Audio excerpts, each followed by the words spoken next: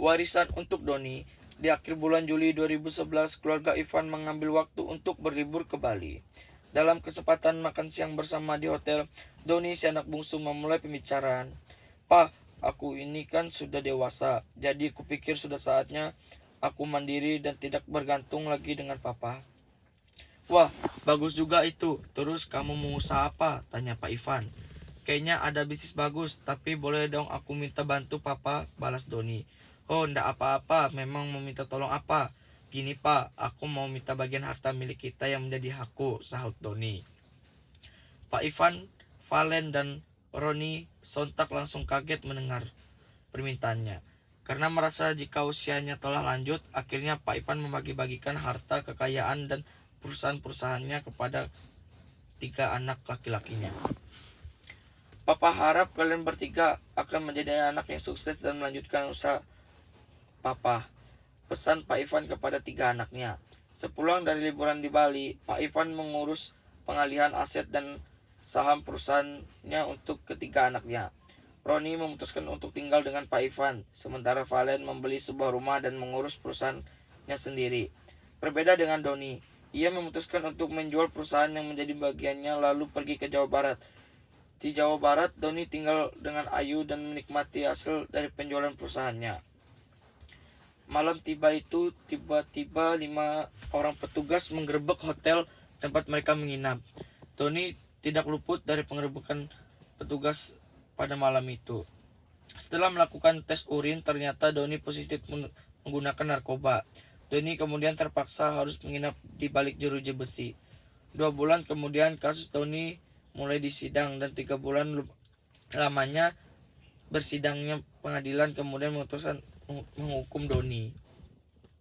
Hakim, setelah menimbang dan memperhatikan barang bukti serta keterangan para saksi, maka pengadilan memutuskan bahwa Doni terbukti bersalah dan harus dihukum penjara selama 1 tahun 3 bulan dikurangi masa tahanan.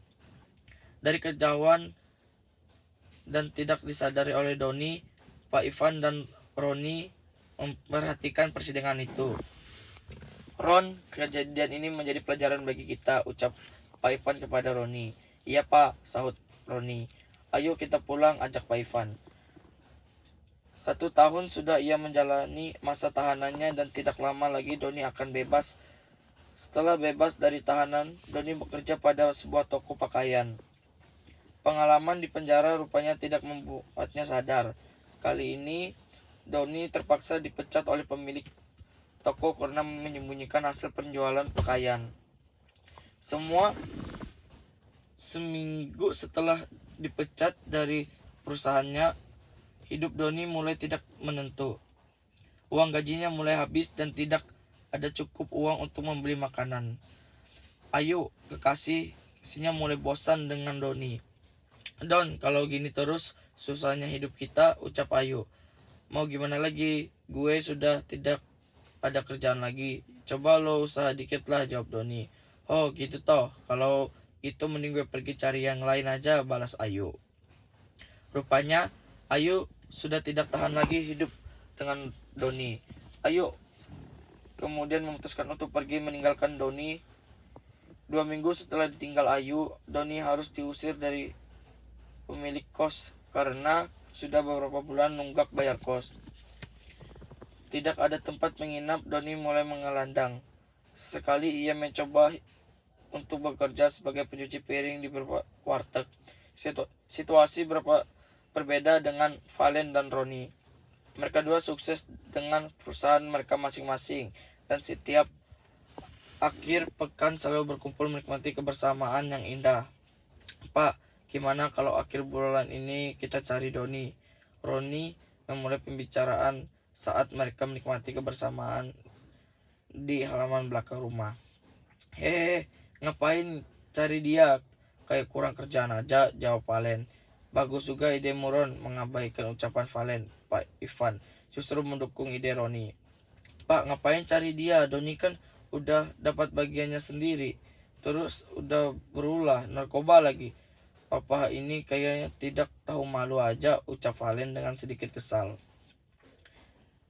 Pembicaraan pun mulai memanas sehingga Pak Ivan mencoba mengalih pembicaraan dan lambat laun memulai tenang. Akhirnya, akhir pekan itu berakhir dengan suasana yang kurang enak. Roni dan Valen selalu berbeda pendapat soal Doni.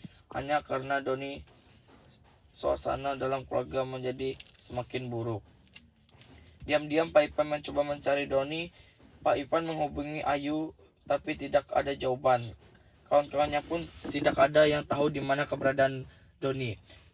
Sebulan sejak pertengkaran antara Roni dan Valen, tiba-tiba Doni pulang. "Pah, maafkan aku," ucap Doni. "Hei, apa kabar kamu, Doni?" tanya Pak Ivan. Ia hampir tidak mengenalinya. Badannya kusut, persis seperti gelandangan. "Ya, maafkan aku, Pah. Aku telah berdosa. Aku tidak layak lagi disebut anak papa. Aku untuk izin aku bekerja pada papa dan kakak." "Tidak, Don. Kamu tetap anak papa," balas Pak Ivan. "Doni, papa mengasihimu. Jangan pergi lagi," sambil memeluk Doni. Sementara itu, mendengar keramaian di teras rumah, Valen segera keluar dan menemukan Doni sedang dalam pelukan Pak Ivan. "Ngapain lo pulang, Don? Sudah puas ya?" ucap Valen. "Maafkan aku, Kak," sahut Doni. "Aku sadar jika selama ini aku pergi dan meninggalkan aib bagi keluarga." Valen segera menyalahkan papa. "Pah, ini pasti papa yang suruh dia pulangkan." "Valen harusnya bersukacita karena adikmu yang hilang telah ditemukan kembali," balas Pak Ivan. Bukankah ia telah memperoleh haknya dan memboroskannya? Sudah tidak ada tempat bagiannya lagi dalam rumah ini, ungkap Valen dengan nada sedikit keras. Mendengar ucapan itu, Pak Ivan segera menasihati Valen. "Valen, anakku bukan orang yang punya rumah yang perlu kita terima dalam rumah ini. Orang yang terhilang seperti Doni lah yang memerlukannya. Engkau telah bersama-sama denganku. Apa yang ada padaku adalah kepunyaanmu, bukan orang yang telah menerima kasih yang memerlukan kasih, tapi yang terhilang seperti Doni memerlukan kasih kita."